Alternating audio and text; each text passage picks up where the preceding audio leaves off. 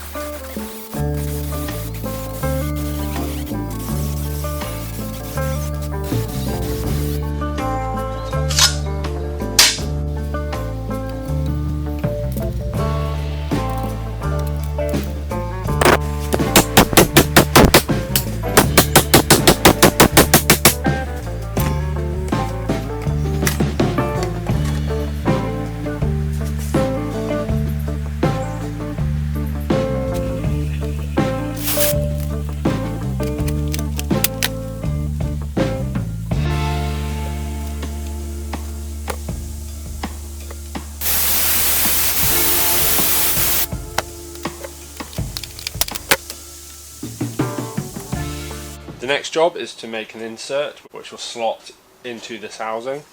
So I'm making another piece that I can build the ducting onto so it can be removed.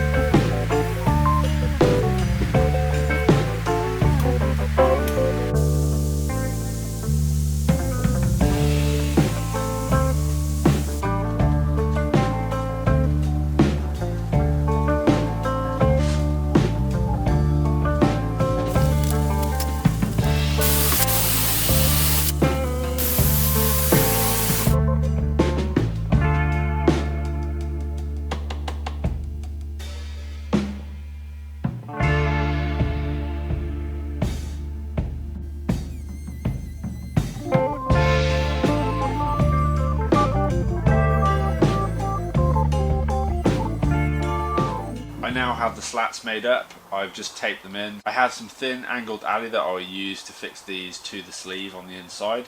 It is going to be tough to get them perfectly even, to match either side, to be level visually from the back, and to have even gaps at the right angle. I have got some parts on order to get moving on the fuel system, so for now I will continue with this rear duct. I need to make two plates that cover the gap either side of the fan here.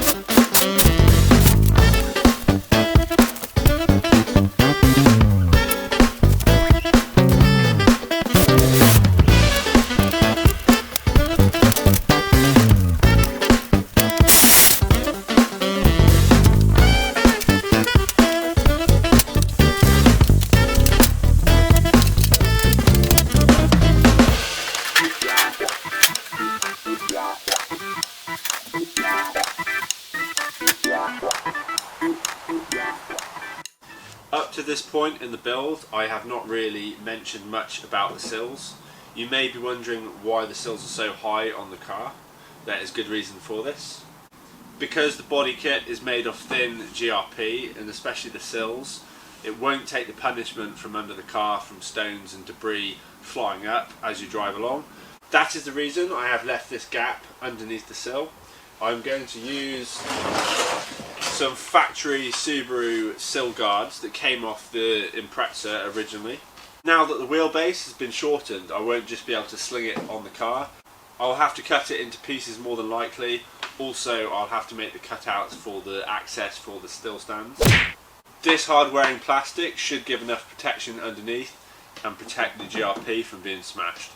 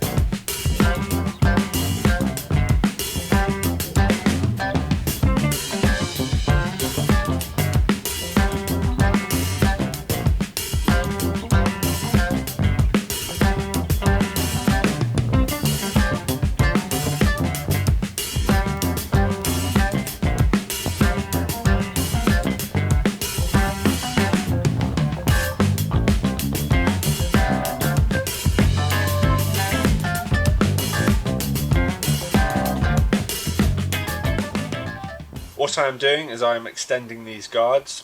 The car is now much wider than it was stock, so I need the extra gap to be able to rivet this extension piece to the underside of the sills. I can rivet this piece to the body panels, and then if I have a smash or I need to take them off for any reason, I can drill all the rivets out and pull it straight off.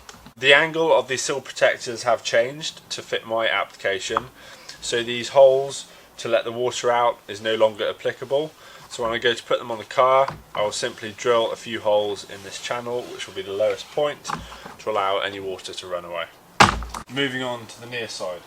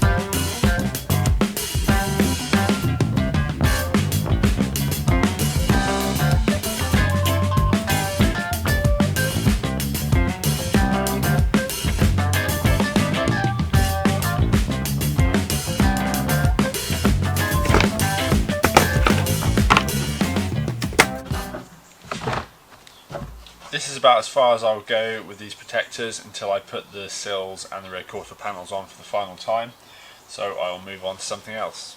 Now that the bodywork design is coming together, I can start designing the look of the side mirrors. I have these small motorbike anti-glare mirrors. I will make an aluminium frame and I will have the mirror floating in the middle so I can have it adjustable on this ball pivot.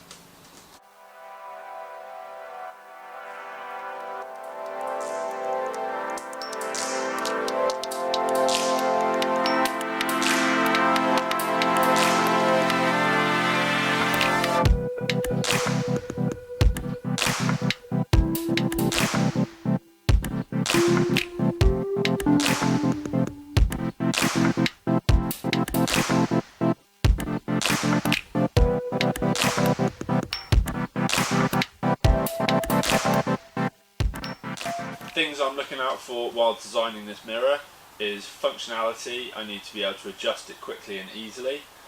I am also looking at the overall protrusion from the bodywork. If you reference that mark there, that's probably the widest part of the car.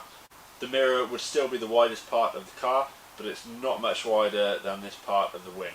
There are a couple of reasons for why the mirror is so far towards the back of the car. Reason one, the mirror is much smaller now, so the further away the mirror is, it's going to be harder to see. When the polycarbonate window is installed in the front door, this window will be sat further down because it needs to sit down in the door. So I should be able to slide this open, reach out and adjust the mirror. I can now design this frame to align with a glass angle so I can see it down the back of the car. It's roughly there somewhere. I can now cut this frame right back.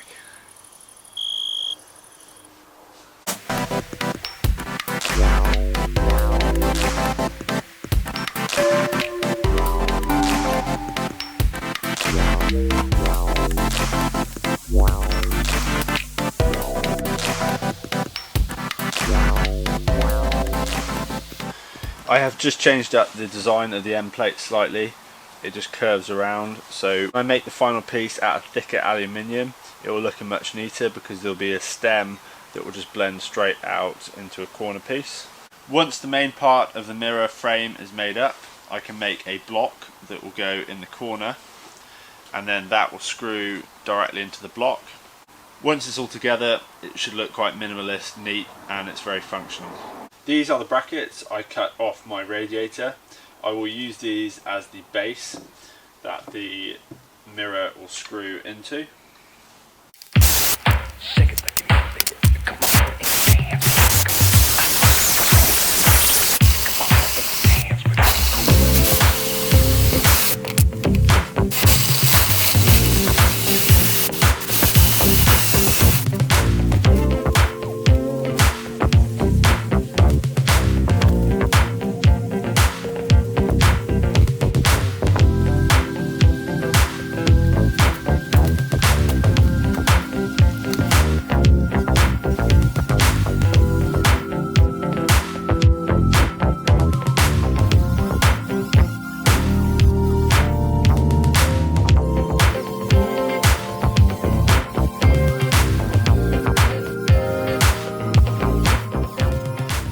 So these plates will be countersunk bolted from the front face of that plate into the corner.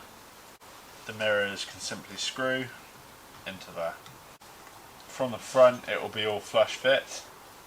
To continue with the mirrors, I need to order some 4mm alley sheet, so I will move on to something else.